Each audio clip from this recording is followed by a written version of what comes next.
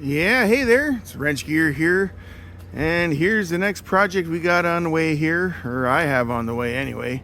We're gonna put in a roof on this one here. She's in pretty rough shape, that thing, and we're gonna get this all replaced around there. I've been working on here a little bit, dragging all them shingles up there, and I was gonna try and see if I could get shingles bought somewhere that they could deliver them to the roof, but that fell through, so I'm carrying them all up there by hand, all by myself. And yeah, we're getting going on this. Okay, so here we are in the back of the house, and you know, it hasn't been beaten quite so bad as what the front has. The sun's beating on the front quite a bit more than on the back. So, but this they're curling up and, you know, breaking through. The gravel's all gone off them, so this thing definitely needs it back here too. But well, like I said, I've been dragging all these shingles up here, doing it all by hand. I got about well, I brought up about 23 bundles or so, and there's about another 22 bundles down there. About 45 bundles for this job, and I might have to go back get a little bit more here. We'll check it all out. So up and over to the front. Yeah, the front's done, boys. She's in bad shape. So we're gonna get this all fixed up. Been working on for, you know, last day or two here now, and I'm just got this here all done. Well, I'm just about to finish off this side here. It was so hot today. At around noon, I had to knock off because I was starting to. The shingles were so soft there. I was starting to wreck them. So I thought I better get off them things before I destroy them all. But anyway, we're gonna get her all done here. Yeah, so we got some ice and water shield here to prevent you know, ice dams being able to back the water up underneath the shingles and all that, and leaking into the house. So we've got that down in these valleys here, going up on one side of the valley, and I reuse the tin valleys there. You know, I'm sure companies wouldn't do that, but this is a family member's house and we're trying to save money on it. That's why we're doing it ourselves. This is about 1,300 square feet of roof, and this is the fall of 2023 in southern Ontario, and they want about $12,000 to do this. And I thought, man, we can do it a lot cheaper than that. So I'm reusing what I can, and those tin valleys are perfectly fine. There's no reason to be replacing them. So they have a sheet of the ice and water shield underneath them. So I put another one going down into it, and then coming off this side, when I peel these shingles off, I'm going to put another one there. And then, of course, it's going to get it all the way around the whole perimeter and probably up these gable ends here as well. But yeah, we're trying to do this to save a little bit of money. So, you know, if a homeowner wants to do this, you know, check out this video and do it yourself. You know, this is you know, there's nothing super difficult about doing this job. You know, doing the valleys and stuff a little bit, okay, maybe takes a little bit of figuring and a little bit of technique or whatever. But for laying this stuff down, you're just bashing them on and that's it. And, you know, of course, I got an air nailer there. This isn't my first roof I'm doing. I've done a few in the past. I'm not an expert roofer by any means, but I have done a few in the past. And so I've had this nailer, and man, it goes pretty fast. So the most difficult part of this whole thing is the fact that it's very laborious. It's labor intensive. These things are heavy, and I have them all opened up because I can't carry a bundle of shingles up here by myself.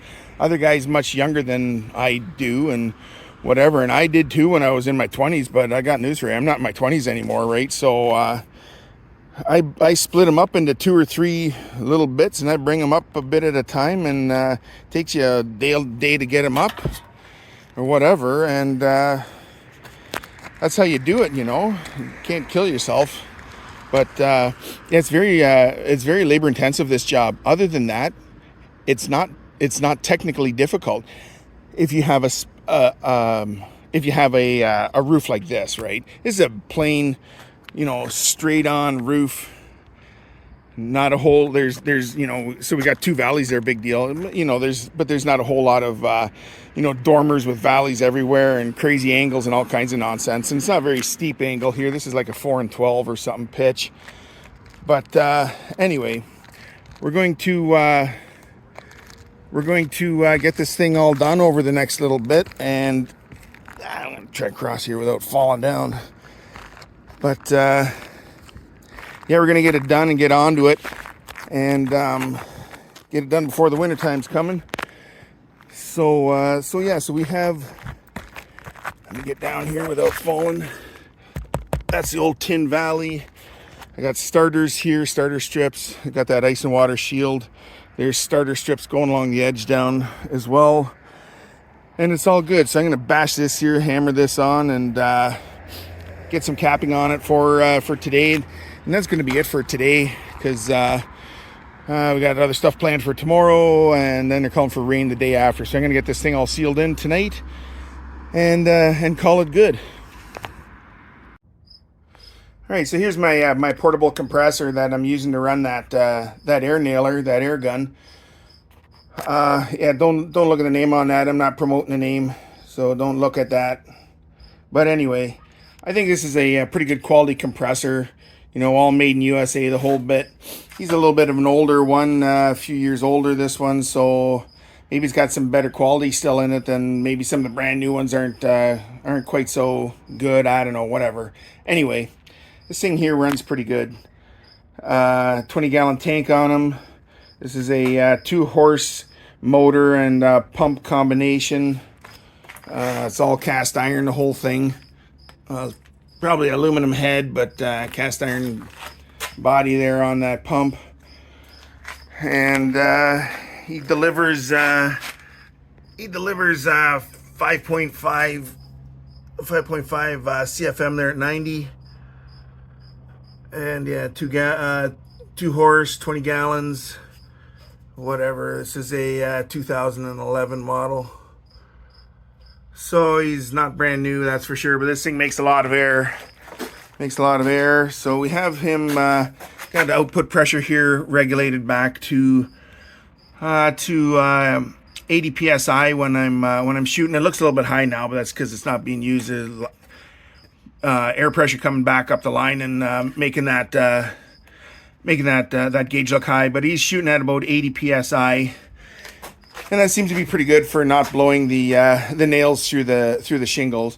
This morning it was really, really hot, and they were starting to sink in a little bit deep, so I made an adjustment on the gun up there to not have them blast right through. But you know, it's cooler now in the evening, so it should be fine. You know, if you have a really cold day, you know, maybe you got to crank that up to about 90 psi or something like that to get them to sink in there nicely, or you know.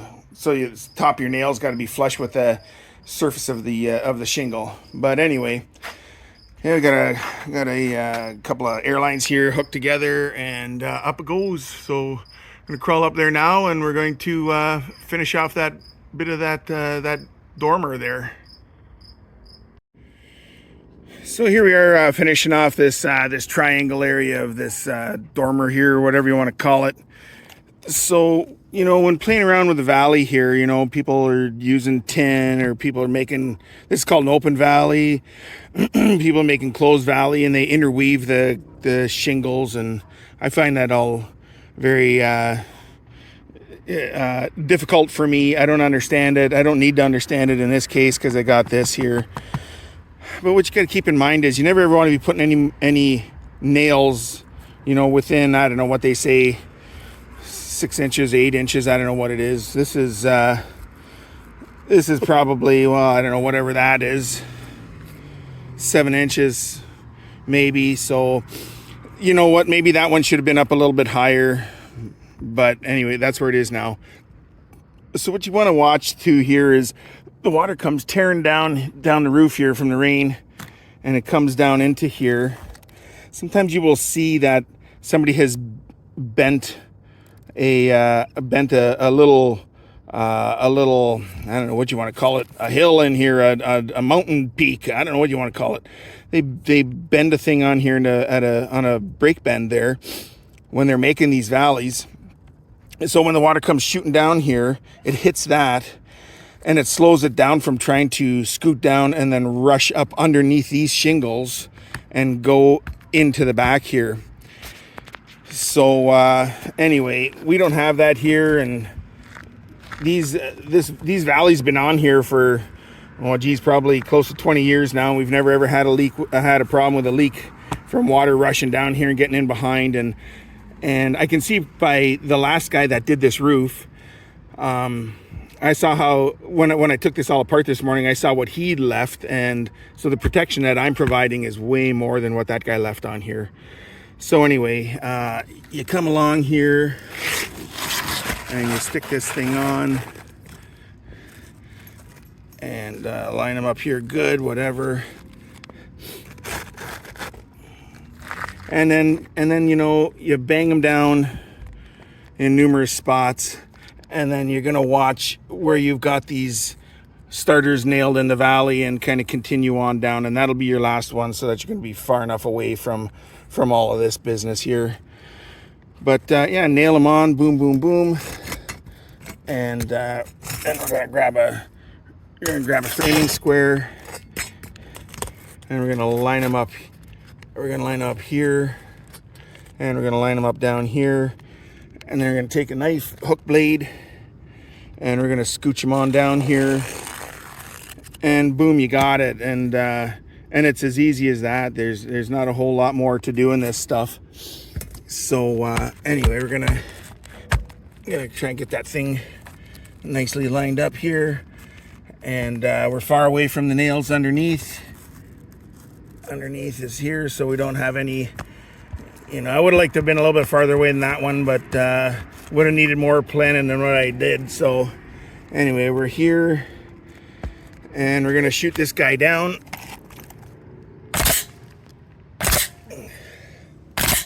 And we're gonna watch where those two are coming down, and maybe go right about here somewhere. Oh, ran out. Well, there you go. Anyway, I gotta go and get a coil of nails, and we're gonna shoot that one in there.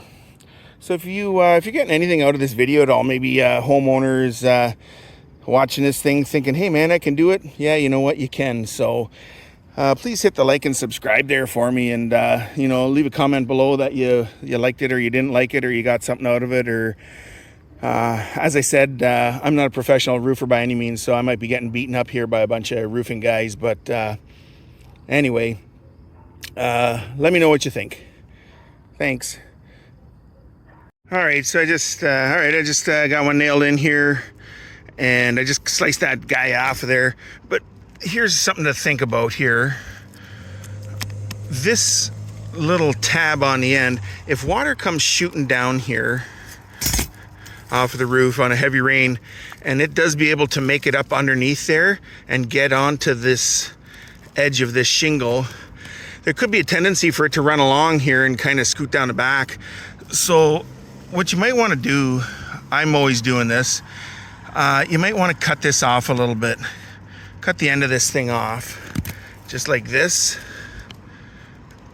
Okay, I'm gonna do this here with one hand. Yeah. Okay, so cut that off.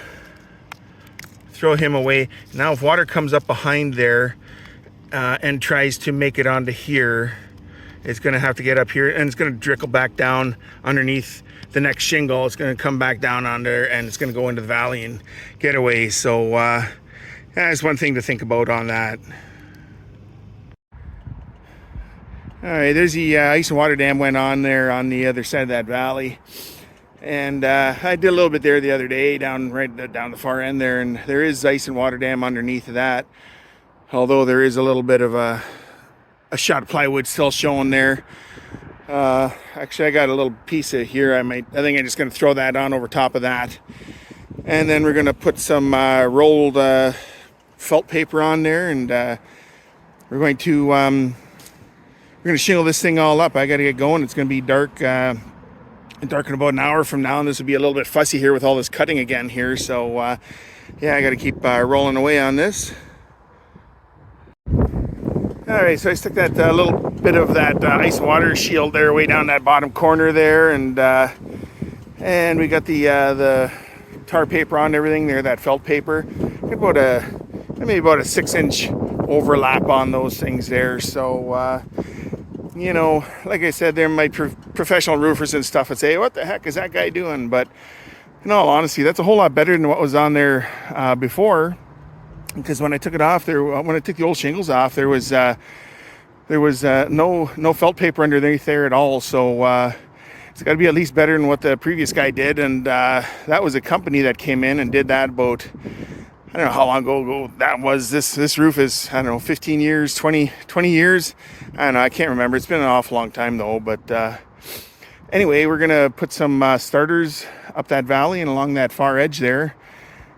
And we're going to get onto this here because, yeah, the sun's going down and I'm going to run out of time. And it's supposed to rain all day tomorrow. So I got to get this thing here all sealed in. Okay, so quickly, I think I'm going to show you how I'm making my starter strips and my caps. So we'll start off with the starters here. So I'm using your regular 3-tab shingles. These are a bunch that were left over from a different job that I'd done. So we're going to be making these starters. And the idea behind the starter is when he's going to go down, we're going to have this this tar line right down at the drip edge there. So when the full shingle goes on top, and again this is a 3-tab, I'm just using this for a demonstration. But when a full shingle goes on top, it's going to rest right on top of that, and it's going to get glued down. So when we put this on, we're going to nail just above this tar line. We're going to nail, and we're also going to go just above this tar line here and nail. That will keep this down good at the drip edge, so the wind isn't going to be able to lift that very easily. And then a full shingle is going to go on top of it, and it's going to glue itself on to the tar, and that's all going to be good. So some people don't use the starters. I like using them every time because I think it's just it just adds more protection, especially on 3-tabs or where your other type of shingles come together. You're going to have this slot here, and you can't have water going underneath that and getting onto bare wood, right? So you should be having a nice water shield in there, or bare minimum you need to be having some roofing felt paper or something. But anyway, you don't want to have this open. You want to have that underneath it there to protect. So how I make these is I put a straight edge on here, and then I snip these 3 tabs off, and you're left with one of these here, and it's all good. So we're going to do that right now. So we're going to use got an old chunk of angle iron here. We're going to use that as a straight edge. Going to be on top of an old scrap chunk of plywood here for all this, and as you can see, this makes a mess. You know, you want to have something down. You don't want to necessarily be doing that out in your driveway or whatever, lots of sweeping, whatever. Anyway, we're going to lay this along here. I'm going to put the edge right at the top of these slots from the tabs, like so. Here and here, lined up. Get yourself a hook knife. Wherever it is, right here, good hook knife. And we're going to slice along there.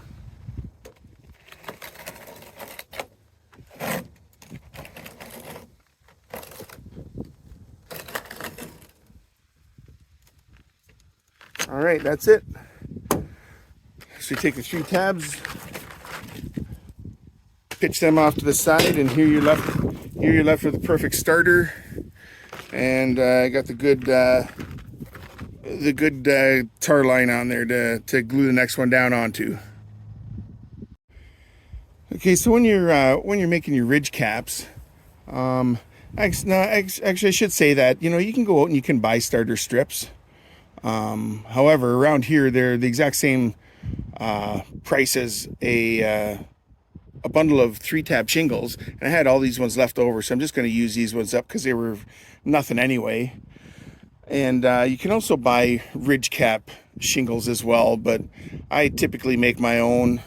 Whatever, I buy one extra bundle as I'm going along and I use them. And again, I use 3 tabs, so I'm going to use a 3-tab here to show you.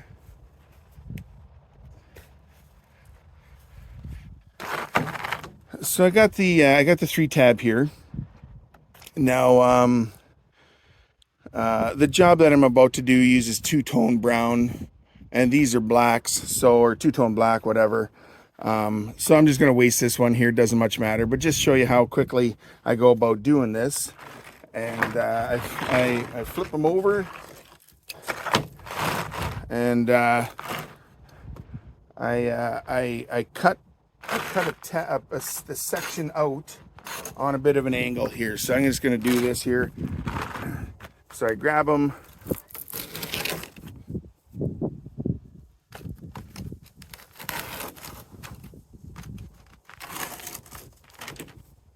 then I go the opposite way with them, here and here and here. Pick up your scraps, get rid of it. So now you've wound up with three ridge caps, and when you stick them on, they go over top of the peak and they bend over the peak, and you have the one there and they get nailed on, and then the next one lines up with it perfectly and glues itself down onto that and onto this. And then the next one goes on here again. And it's as quick and simple as doing that. So, you know, out of a bundle you wind up, there's about, you know, depending on manufacturer, there's 20 or 21 shingles in a bundle, maybe even 22. They give you an extra one just for free, bonus job. So anyway, so you get 60, give or take, you get 60 caps out of a bundle, right? And I cut all my caps there the other day, and they're actually sitting in the truck. They're all right all along in there. I got about 150 of them or so in there. So anyway, that's how I go about doing all this stuff. And I've had good luck doing all this. Yeah, okay, so we got this stuff all done here. Used up a bunch of old bundles of shingles that I had laying around here. So here's 68 starters. That's about 3.5 bundles or so. And in the back there, I've got about 150 caps there. That's about 2.5 bundles. So this took about an hour or so to whip this stuff all up. You know, between the other day and today, probably an hour, maybe a little more, maybe not. I don't know. Anyway, so it's not too bad. It goes relatively quick, and we got this stuff all done anyway. All right, so another day up on the roof here. Made some progress here since last time I did any video in here. Got this whole side stripped and tar papered. Put new ice and water shield down on the bottom down there. You know, you can't get that stuff off once it sticks on, so that's a new one right at the bottom end there. That's a new one over top of the old one. Anyway, it'll be all good, and we've been battling the weather and the rain and the cold and whatever all else. So anyway, we're going to get shingling this, and hopefully I'm going to get this all wrapped up here today. It's kind of a slow go when you're doing this all by yourself, but nothing to it. There we got her all stripped off and done, and I'm going to go shingling on it today. All right, well, we finally got back to this thing here again. Getting a little bit of shingling going on here today. Maybe about a quarter or a third of this thing done. It's been a few days since I've been at this. Actually, probably about a week or so, because we've had some pretty crappy weather here. And so we finally got this thing all stripped off yesterday. there was no tar paper underneath this thing at all from the previous roofing company that put this thing on. So anyway, I'm gonna go all the way up to the top here. I just I didn't do anything with these vents or anything here yet. I'm gonna do them as I get to them. I'm gonna start tackling them just because there was a possibility of rain last night, but it never happened. But I left them in there just in case. That might provide a little bit more protection. But anyway, yeah, man, we're getting at them. My roads are nice and straight. Everything's good. I got a good stair step going there, about 9 or 10 inches of stair step. That's what these Mystique 42s want. That's what they're asking. I know I see other guys, other YouTube guys there, they're doing 6 inches, they're doing 8 inches. These are supposed to be 10. So that's what I got them at, is 10, and we'll get her done. Okay, so I got this done this far last night, and then it was getting too dark and I was getting too tired and sore, and I went, you know what?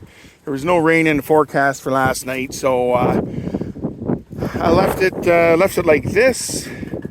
And now here this morning I just started getting these vents out, cleaning them up, getting them ready to go back in. So you got a big whirlybird one here, and got the old regular type here. So yeah, we're gonna just finish this off with a little bit of a starter, and we're gonna go along and we're gonna make it over to that chimney and start dealing with all the junk that's going on there.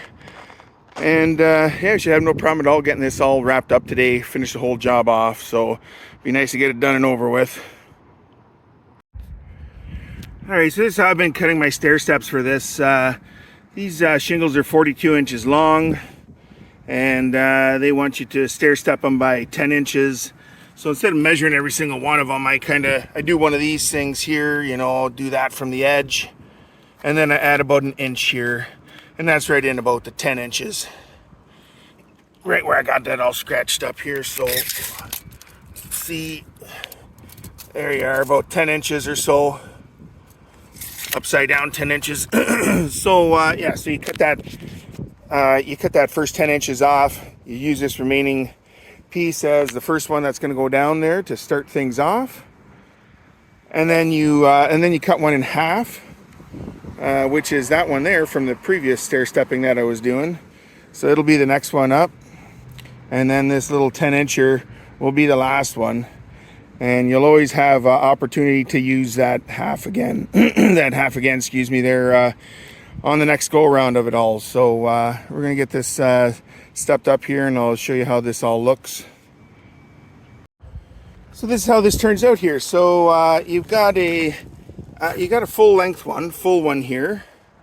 Is that a full one? That's a full one. Full one to here. That's the one that I just cut that 10 inches off.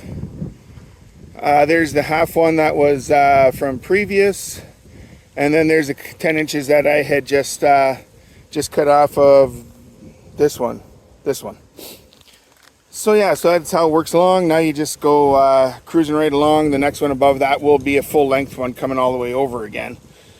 One thing to take note of when you're doing all this, I'm shooting 5 nails per shingle, 1 skip, 2, 3, 4, and 5, and that's the break in the shingles there. So 1, 2, 3, 4, a skip, and a 5. We skip that one so that when the next full shingle from the row above it's going to come onto it,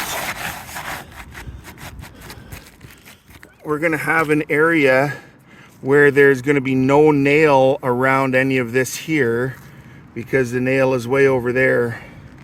You have to have that because water's going to come down here, and if there's a nail, within a couple of inches on either side of that, it could travel over. I don't know if it's gonna, but it might. So it's got to be far away, so your next nail is way over there. So yeah, see, as you're banging along here, you go 1 skip, 1, 2, 3, 4, then 1 skip, 1, 2, 3, 4. So that's how we have it here. There's no nail anywhere near here. Where is he here? He's right here, right about here. So he's quite far away, and no nail under there. And no nail under there. So yeah, you gotta do that. Your nails need to go in so they're nice and perfectly flush. You don't want them breaking that surface. They gotta be all nice and flush. And yeah, it'll be all good. Yeah, so for this whirlybird here, I marked the top of the hole just with a nail over there, kind of eyeballed it, boom, so you kind of, when you're placing this on there, you kind of know where the top of the hole is. I kind of did the center of the hole with another nail there, kaboom. And so I put it on, and I kind of flipped my knife upside down and just kind of scratched the tar paper a little bit around the outside of it. Took it off to see what it looked like. I'm happy with where that's going to be situated over the hole. And I'm going to scoot it that way just about a ½ an inch or so. Put a second line on there to scratch it over. And so now I put a bunch of this goo on there, roofing tar, and we're going to stick it on. And we're going to get it all in there. And then as shingles go along to it, the rest of them are going to go on over top of this flashing or flange or whatever you want to call this. So the ones that are going to go on top of there now are going to get, they're going to get a bunch of this here roofing tar in between each layer of them there to make sure everything's going to be watertight. And that's going to be the same with that little one over there, same thing. So we're finally into putting the ridge cap on here, and rained last night. It wasn't supposed to rain last night, but it rained last night. Well, it was raining this morning even when I got up, so things are kind of going on a little damp here, and you know, my ridge caps are getting a little bit squirrely up at the end. I started off a little bit funky there, and they're a little waved, but you know, it's all waterproof, and the only guy that's going to see that is airplane pilot going over top. So anyway, I snapped the chalk line here, and it's been kind of wavering and coming and going as I'm going along, so I'm kind of missing it in a few spots, but anyway, it'll be all right. So I'm putting in 4 nails per tab, and you stick them down, and you got to make sure that you're gonna, as you're doing this here, that these at least these inside ones here are gonna catch into the one that's one underneath it there. So you know, when these go in, if you cut these too sharp and you have your nails over on the edges, it'll never ever catch the one that's in underneath it.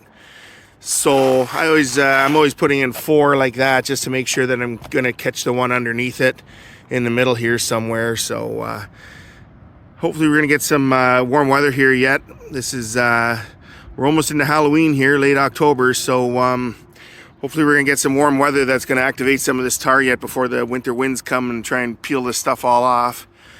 But anyway, I'm gonna get this all finished up here.